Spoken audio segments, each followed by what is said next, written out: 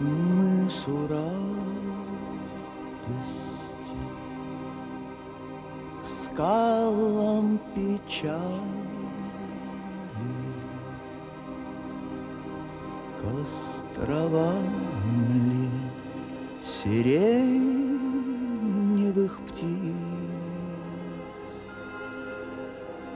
Все равно, где бы мы не причалили,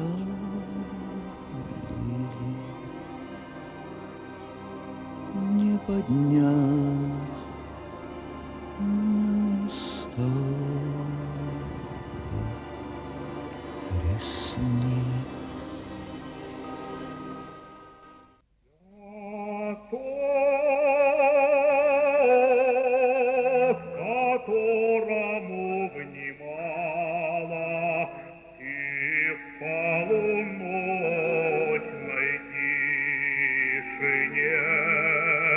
Чья мысль душе твоей шептала, чью грусть ты смутно отгадала. Я тот, чей взор надежду губит, едва надежда расцветет. Я тот, кого никто не любит, и все живущее клянет. В 1955 году он пел на сцене принцесс театра в Лондоне, и по этому поводу одна из английских газет написала: достаточно было того, как он пропел слово «Тореадор», чтобы навсегда запечатлеться в памяти тех, кто его слышал. А киевские поклонники его таланта писали о том, что никогда в Киевском театре не было таких аншлагов и таких полных сборов. Они были тогда, когда пел он. Что никогда с таким триумфом Киев не встречал и не приветствовал талантливого актера со времен Собинова и Шаляпина. И еще небольшой фрагмент о его партии «Демона». Прекрасное своей жуткой красотой лицо, молящие глаза, могучая фигура в лиловом плаще, движения скульптурны и жесты скульптурны тоже. Какой артист, какая игра. Да, не так часто такие демоны проносятся над сценами наших оперных театров. Десятки писем, телеграмм, сотни, а может быть тысячи. Статьи, отзывы, рецензии на его выступления, на его игру, на его искусство. Все это хранится в семейном архиве. И в каждой строчке слова талантливый, неповторимый, удивительный. Есть и критика, но она очень доброжелательная. И действительно, тот, кто его слышал, тот, кто видел его на сцене, забыть это уже не мог никогда. Забыть его невозможно. Николая Дмитриевича Ворвулева, народного артиста СССР.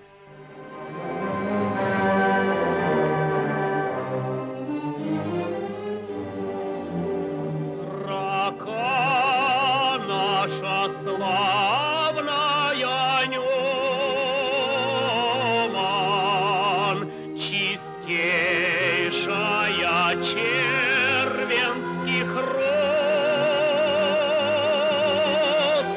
кто мар не уплетал у твой гомон, табе кто пошан и не нес. Николай Дмитриевич всегда для меня был близким человеком. Я знал, что это брат моей мамы, и знал, что он поет в белорусской опере. Когда я побывал на его спектаклях, уже в сознательном возрасте, и мог оценить голос, умение действовать на сцене, я понял, что это человек необычный, и не просто мой дядя, а великий мастер сцены. Итальянцы говорят, что школа пения – это 3 «да», в числе которых есть сон. Он и спал мало, и отдыхал немного. Весь был в работе. Ну вот спектакль, вы понимаете, что такой актер, спевший партию Грязнова или Риголетто, пришел домой. Конечно, это раньше 3 часов не уснешь. Но самое поразительное дело, что в 6 часов он уже был на ногах. Вот это говорит о его скромности. Тихонько вставал, никого не тревожа, уходил в гараж. Гараж у него был во дворе, он занимался там, что-то делал, что-то мастерил. Были всякие периоды у него в жизни, и минчане это знают. А я застал период тот, когда это был не только расцвет его творчества, но и удивительное спокойствие, к которому он пришел внутренне. Николай Дмитриевич не только стал божеством, но и какой-то вот путеводной звездой для меня. Я благодарен дяде своему за то, что ввел меня в этот мир, богатый мир, красивый, захватывающий, в котором он прожил всю жизнь.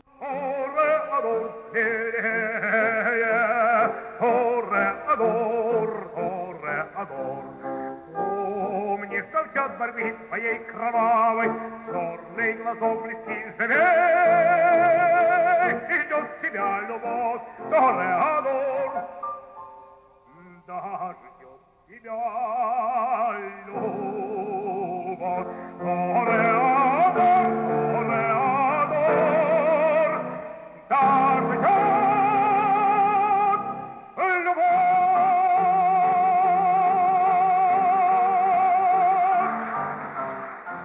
В Белорусском государственном театре оперы и балета он появился в 1946 году при непосредственном участии народной артистки СССР Ларисы Александровской.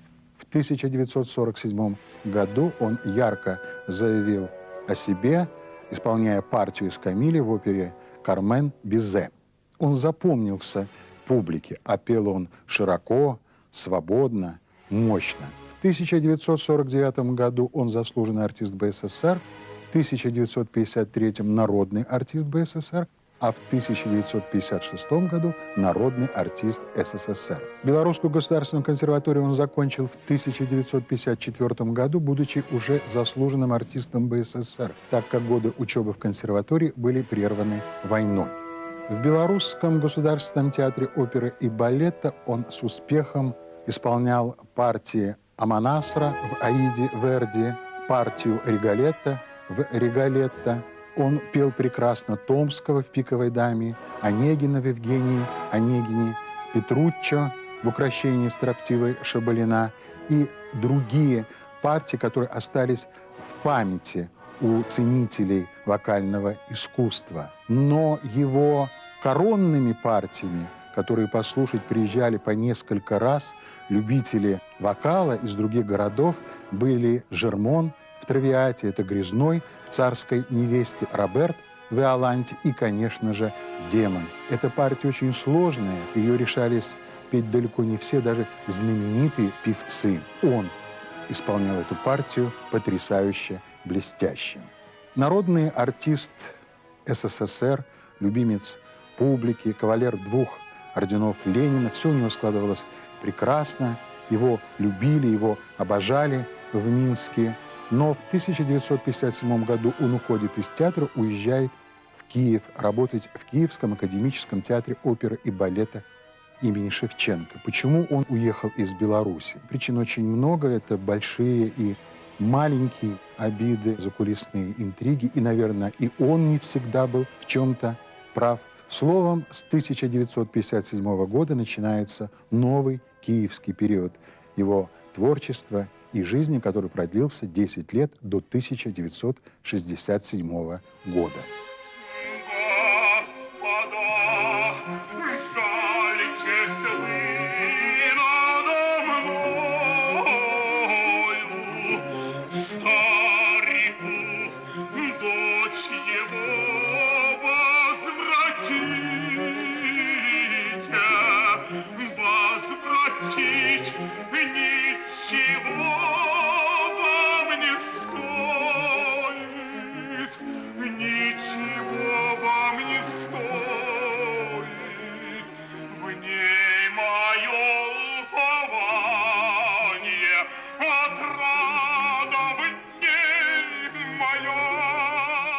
Мой отец был главным концертмейстером театра, и он особенно как-то любил Ворвалева. У них взаимная какая-то была симпатия. Все партии, которые Ворвалев исполнял на сцене театра, были сделаны с моим отцом. И концертные программы тоже. Это были партии Онегина, Томского в «Пиковой даме», партии Аманасрова в «Аиде», Жермона в «Травиате», князя Игоря. Удивительный совершенно был Апанас в опере Тикотского «Олеся», так как он пел знаменитую арию «Беларусь, моя мать родная», и выходил на крайний верхний ля-бемоль, который был совершенно необыкновенной красоты и силы. Он настолько завораживал публику, что если видели в афише фамилию Ворвалев, значит, театр был заполнен. Куда бы он ни приезжал, будь это Москва, Киев, Лондон, и всюду люди откликались, и он становился кумиром, он был очень интересен. Это удивительная страница в истории нашего театра. Белоруссия, сестра России, слава Родине, ты расцветай. Белоруссия, Белоруссия, Белоруссия, мой дивный край. Николай Дмитриевич Ворвалев, выдающийся оперный певец. Своим творчеством он резко изменил мою юношескую мечту от мечтания о море к мечтаниям о пении. Я пел его песни, которые звучали по радио. Сегодня я, если бы проводил со своими учащимися класс истории вокального искусства, чтобы характеризовать творчество Николая Дмитриевича Ворвалева, дал бы «Зубренка», дал бы «Белоруссию» послушать и партию «Демона». Только тот певец, который справляется с такой партией настолько прекрасно, как это делал Николай Дмитриевич, только тот может и считаться образцом оперного певца. Он никогда не форсировал, но находил нужные краски и сумел сберечь голос до последнего дыхания. Я думаю, что его творчество является эталонным сегодня, и если бы он жил, то он бы входил бы в когорту ведущих баритонов Европы и мира.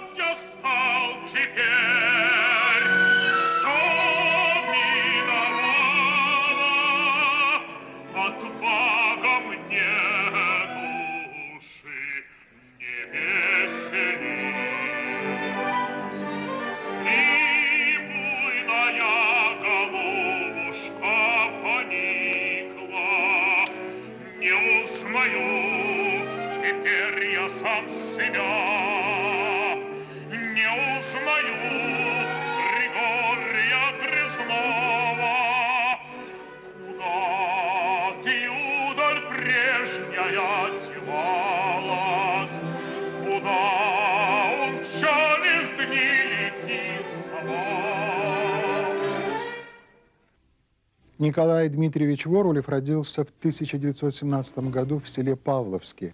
Это Воронежская губерния. Дон, воля, свобода, край песенный.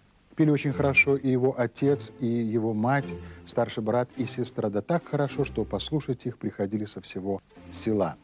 Отец работал на земле, но иногда занимался извозом, подвозил на железнодорожную станцию пассажиров. И вот в его подводу желающих было гораздо больше, чем на другие подводы, потому что рядом с ним сидел Коля и пел, а пел он, слушать было одно удовольствие. Он поступает в Луганское железнодорожное училище после того, как семья из Павловска переезжает на Донбасс. И Коля очень активно посещает кружки художественной самодеятельности, особенно ему нравится театр. Он любит драму, трагедию, эффектные позы.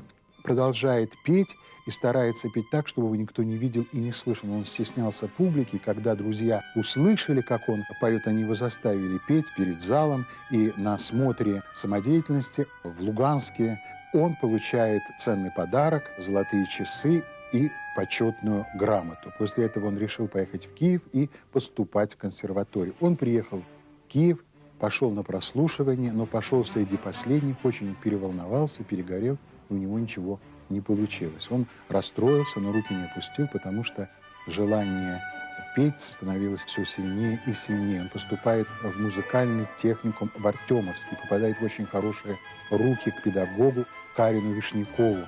Тут очень долго с ним работает, ставит ему голос, но Карин Вишняков уезжает в Минск преподавать в Белорусскую государственную консерваторию, а у Коли новый преподаватель, который решил почему-то, что он бас. Он ломает ему голос, об этом узнает Карин Вишняков, он вызывает Николая в Минск, исправляет ошибки прежнего преподавателя и готовит его к поступлению в консерваторию. Николай Воровлев поступает в консерваторию, но учится недолго, начинается война. В начале войны он и его друзья решили пешком дойти до Смоленска, но через несколько километров были остановлены немцами, и офицер спросил, кто вы, куда вы идете. Николай ответил, что не артист, а идет он в Озерцы к тетке. Тот проверил по карте, да, такое село есть, его не обманули, и попросил спеть. И Николай спел дерзко, с вызовом, спел арию князя Игоря. Но их отпустили.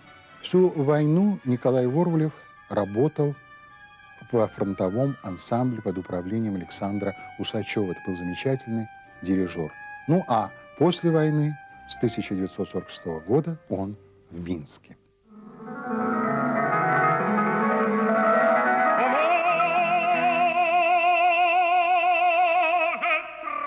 С Матильдой моей, сверкающей искрами черных очей, как на небе звезд осенних ночей.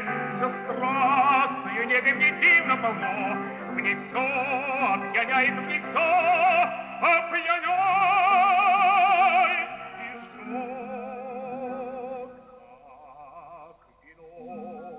У Воровлева голос был просто потрясающий. Как-то он приходил к моему профессору в консерваторию. Я спрашиваю профессора, ну как у Воровлева голос? Он говорит, от Бога голос.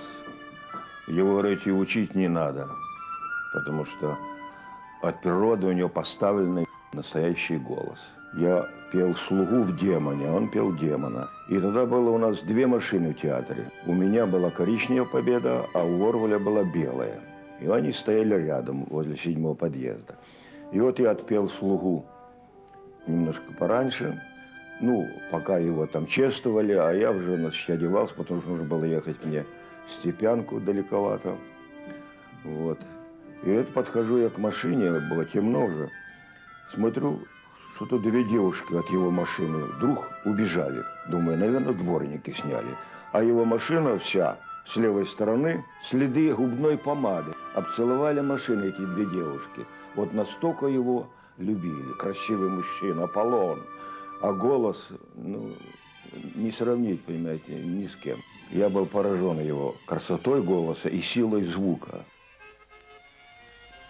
Бурливая радость гомонит у нашим счастливым краю. Собрались разом мы сегодня, как родную славить землю. Собрались разом мы сегодня. С Колей в жизни многое связывало. Мы вместе ездили на гастроли. И я имела успех тогда, начинающая только что молоденькая девчонка. А Коля уже тоже еще молодой такой был, но уже, знаете, с положением и с опытом певец. Он пел и лирические, и героические, и драматические партии. В Киеве, когда я приехала туда, я была там на гастролях, я слушала его «Риголетто», с Чевдарь Лизой он пел. Ну, конечно, здорово, очень хорошо. И он там тоже вырос как-то, потому что там его не знали, здесь его знали как солдата. Знаете, вот это тянется шлейф такой. Еще он не отесанный, может быть, такой был. Здесь он становление проходил. А туда приехал он артист. Он был открытый человек, общительный. В театре, в пении, в нашем спектакле. Он был хороший партнер, очень чуткий. Он был замечательный человек. Его как-то все любили, с юмором. То анекдот какой-то отпущит, то еще что-нибудь. Очень приятный был парень. Вот открытая душа такая. Так его и звали. Коля – это открытая душа. И пел он открыт от сердца. Голос могучий был у него. И, конечно, это самородок. Дайте мне свободу, я свой позор сумею искупить. Спасу я честь свою и славу, я Русь от недруга спасу.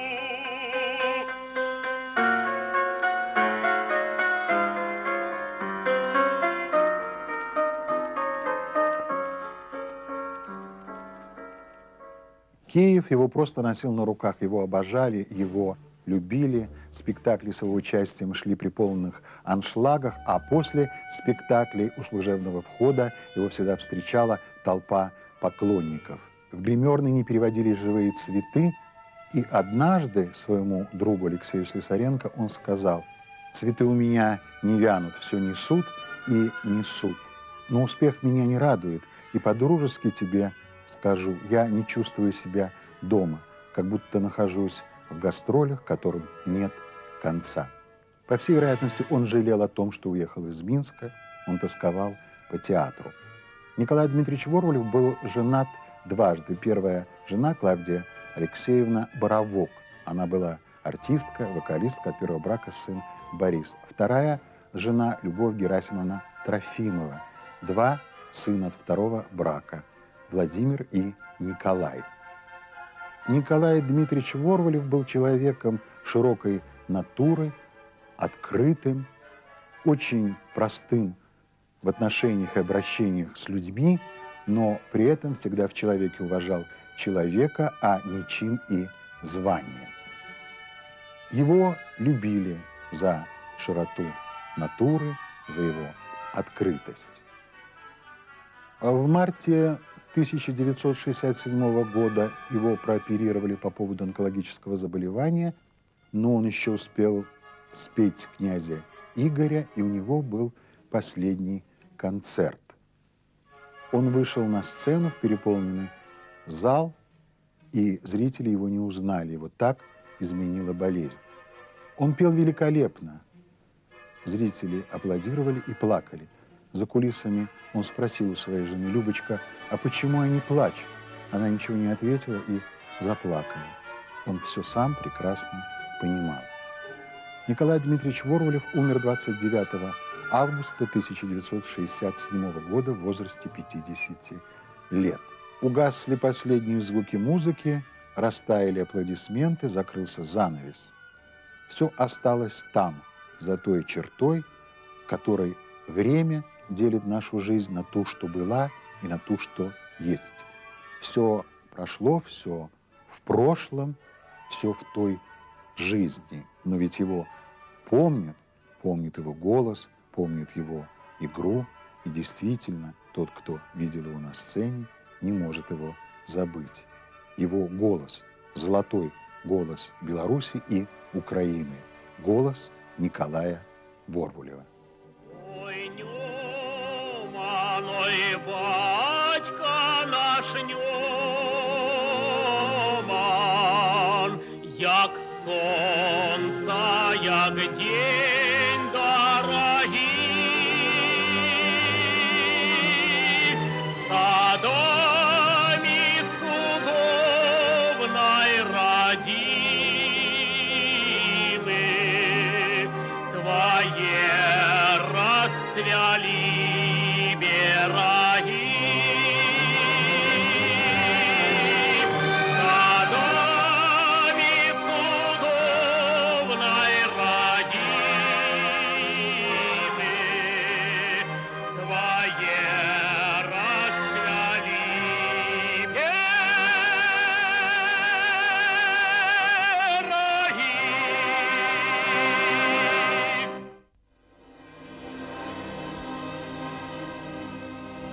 давно, где бы мы не причалили, к островам ли сиреневых птиц, к мысу радости, к скалам печали.